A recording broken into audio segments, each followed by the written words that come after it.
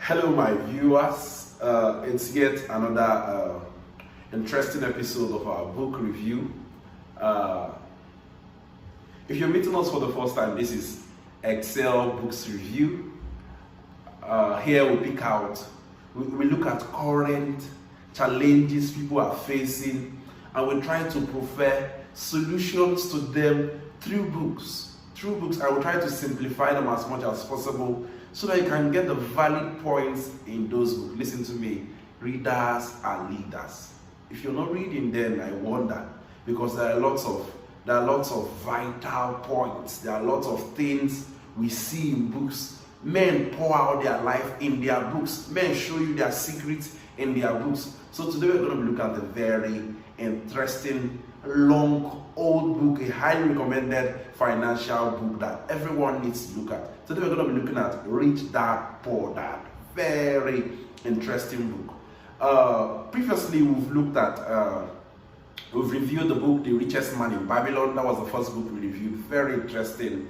Thanks for all those that liked, comment, shared, and called me to share some of the excerpts they got. Also looked at Think and Grow Rich, the second book we reviewed. The third book we reviewed, 7 Habits of Highly Effective People. I'm going to put the link to some of those videos in the comment section, but do well to go back and look out for the excerpts we shared in those books. I tell you, they were very rich. They were, even me, imagine going back to watch my videos. So I learned one or two from them as well. So please do well to go back to them and watch what we've been up to. Today we're going to be doing Rich Dad, Poor Dad. Rich Dad, Poor Dad. Now, a lot of persons might be in the position of this young man in this Rich Dad, Poor Dad. Rich Dad, Poor Dad was written by Robert Kiyosaki. Now, he said, the young man said he had an opportunity of getting advice from 2 dads. He was privileged for 2 dads to speak to him. Now he had an advantage because he could compare. He could see the one he had tried before and where he's taking him to. He could really compare the information he was getting. He had an advantage. So I want you to share from the bulk of his knowledge what he learned from the both dads. Both of them advised him, but they did not advise him on the same thing. They had different opinions for the same things. Now I'm going to run down some of their opinions to you. One was highly educated. The other did not even finish the 8th grade. One died as a debtor. That's the educated dad. The other left tens of millions to be inherited. Both believed in education, but both did not recommend the same courses to be studied. One said the love of money is the root of evil. That's the educated dad. The other one said the lack of money is even the root of all evil. You can agree with me on that. That even the lack of money is the root of all evil. One said, I can't afford it. The other said, how can I afford it? Study hard, so one said, study hard so you can get a good job or get a good place you can work at. He said, study hard so that you can see a good company to buy. These were various advices he got from the both dads. And let's see what he make out of them. I'm going to be sharing 6 valid points that the rich dad shared for this his son that made him exceptional. I'm sure you're ready to journey with me on this. One, he said, Lesson 1, the rich don't work for money. The rich don't work for money. So what do they work for? What should I work for? I'm not working for money. Like, okay, some persons, if they go for interviews and after all the tests have passed, that reminds me, I went for one interview one time, and after all said and done, then that was when I just left secondary school, and they said they will pay me, how much? Is it 10,000 or be 12,000 then?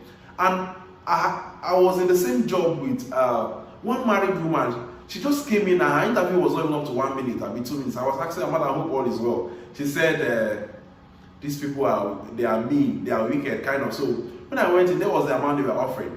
Now, a lot of persons, they're just interested in how much are you paying, how much is the pay. And now we are saying that the rich don't work for money. So what do they work for? They make money work for them.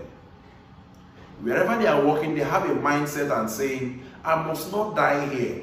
Maybe if they're getting a job, they're looking at how can I get capital to start something? How can I get capital to set my own dream, to push or finance my own dream? So they can take a job not necessarily because of some circumstances. They might be looking at how they can raise money so that they can start up their overall. I'm going to run down the other principles he shared. He said, now Mike and his friend met the rich dad and said, teach us how to become financially stable. Teach us how to be rich like you.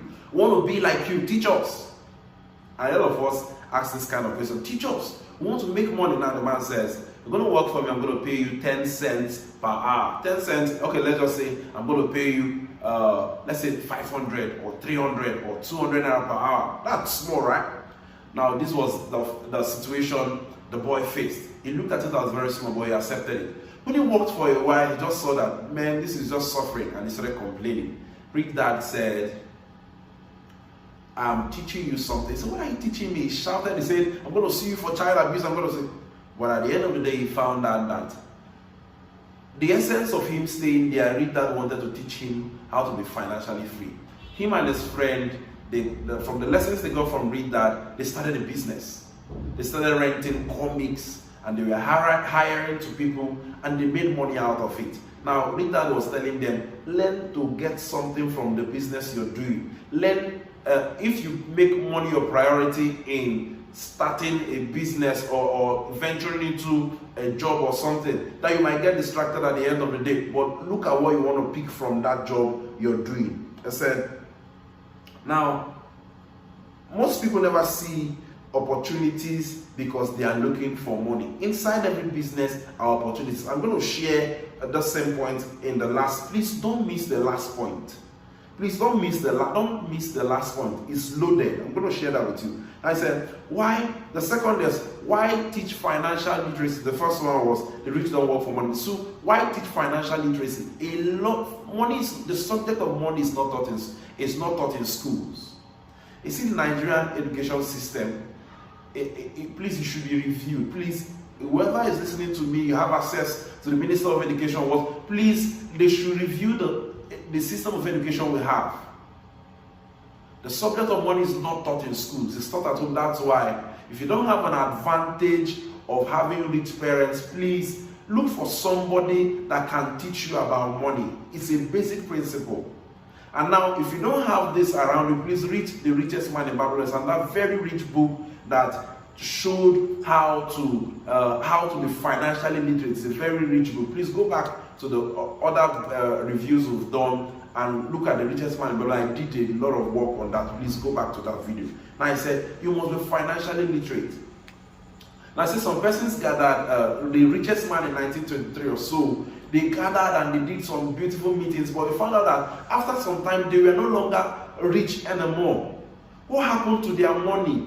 I see some persons are into sports. They earn in millions, and after some time they don't have the money again. If you're not financially literate, then your money can disappear at any point. I was a victim of that. I lost a lot of money. I mean, when I say I lost a lot of money, because I invested in things, or I did some businesses that I felt that these were good businesses, but at the end of the day it was not. So this book review has helped me so much. There are some things I cannot try again. That's why I want you to listen. Financial literacy, nobody outgrows it. It's something you must keep doing. Update your knowledge bank so that you don't fall victim. There are many methods people are using now.